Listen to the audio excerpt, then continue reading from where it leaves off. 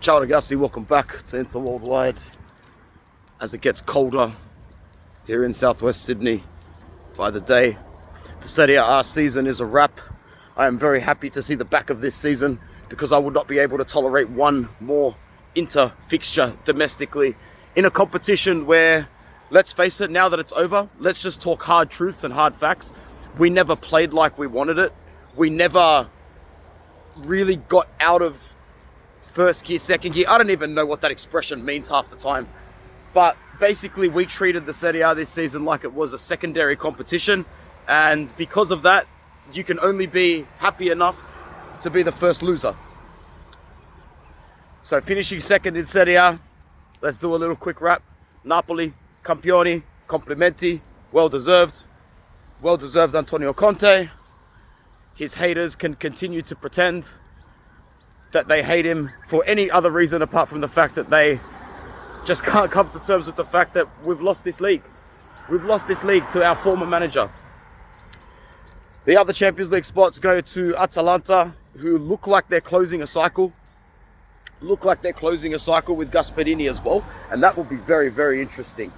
That's something that will be interesting to see what happens there and what happens to a lot of the players.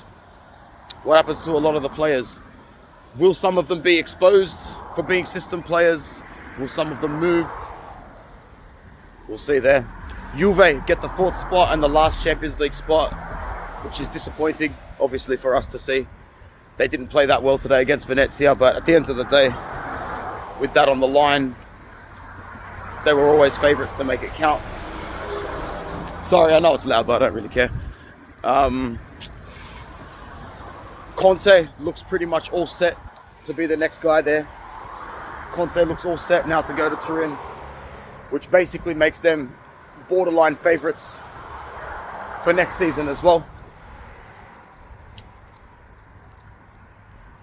A big disappointment is Lazio because they dropped out of European competition altogether. I mean, they decided to fight right up until the last second against us, didn't they? But instead today they rolled over and died for probably the worst Lecce I've seen return to Serie A in the modern era. Roma, I think it was 19 wins altogether that Ranieri had since he took over. I can't believe it. A Europa League spot and a 5th place finish. Now, if you offered that to them at the start of the season after going through their managerial turmoil, they would have bit your hand off. And they're there. 5th place and a Europa League spot. I don't think many of their fans are upset with that. Now, we know that Ranieri was just taking over temporarily. But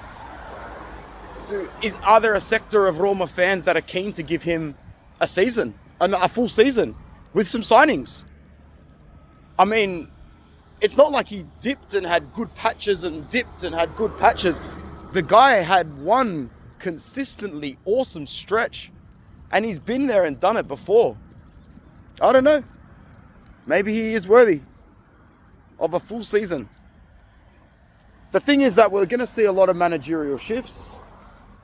Allegri's going to come back in some capacity. We know that. Probably to Napoli.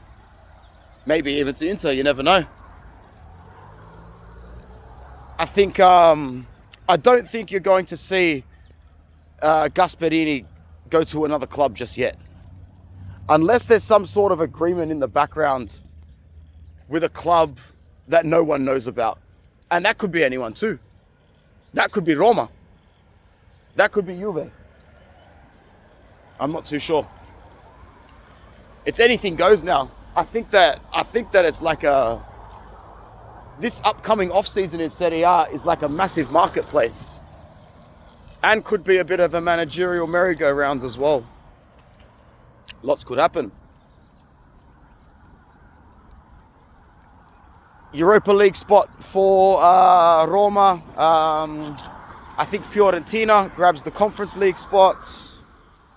Or the other Europa League spot. Is it 5th and 6th that get Europa in Italy? No, I think it's only 5th.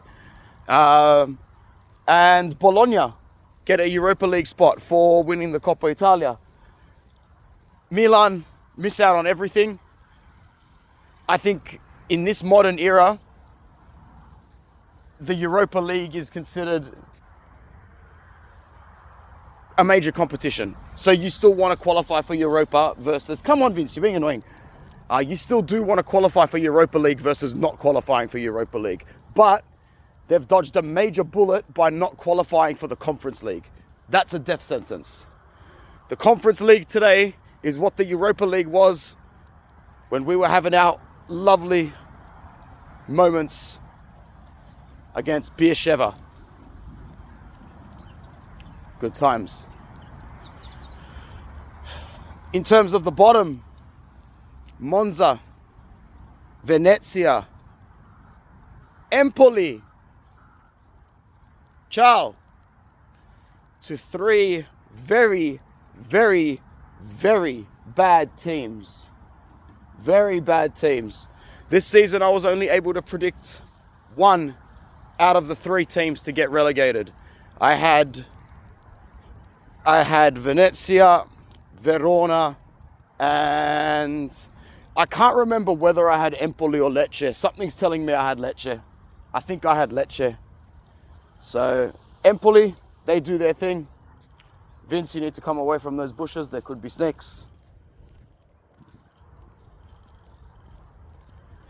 And that's it for Serie. Another season. Gone. Is it the end of the world that Inter didn't win the title? No. Far from it. We'll see more. Is it disappointing? Yeah. Is it embarrassing? Yeah. You want to know why as well? Because this should be the week where we are celebrating a Scudetto and gearing up and counting down to the best game of our lives.